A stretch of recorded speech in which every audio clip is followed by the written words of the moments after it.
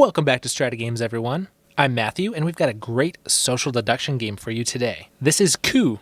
Now, with a more social party game like this, it might seem that there's not as much strategy involved, but there's still a lot that you can learn and a lot to improve on in this game. Now, first off, these tips are just guidelines, not a hard list of rules to follow. I would say the only hard rule that I have for myself is to try to be unpredictable. This game has a lot of bluffing, and you really want to sell whatever story you're trying to tell. If you never have the captain when you try to steal from other players, then those players are going to catch on, and they're going to start calling you out every time you try to steal from them. Having said that, there's a few opening plays that are definitely better than others. For example, if you were to try to claim the captain in the first round, the player you're stealing from can easily block you by claiming ambassador or captain themselves. Because the only cards you can be sure you know in the first round are your own, it can be really hard to challenge someone this early. At the same time, it's hard for other players to know what cards are in your hand. This makes claiming Duke quite easy, as most people don't like to challenge what looks like an innocuous grab for as much money as possible. If you start with 2 of any kind of card, it's never a bad idea to just spend the first turn claiming ambassador. While captains, dukes, and assassins are all quite good alone, if you have 2 of them, it's much harder to represent a wider array of cards in your hand. You always want people to have trouble figuring out what's in your hand, because that makes them less likely to challenge any given claim you make.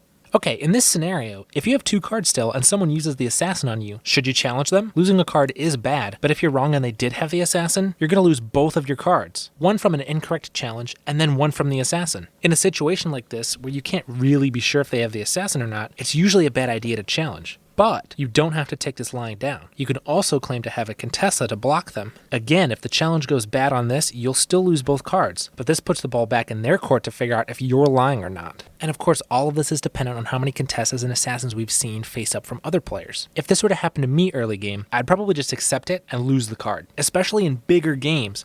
If you're the first player to go down to 1 card, people can often just ignore you for a while, because players with only 1 card are significantly weaker than players with 2 cards. On the other hand, because it's so risky to challenge an assassin so early in the game, it makes it more likely that someone will want to assassinate even if they don't have the assassin card. Sometimes it just takes some trial and error to get a good feel for when someone's bluffing you.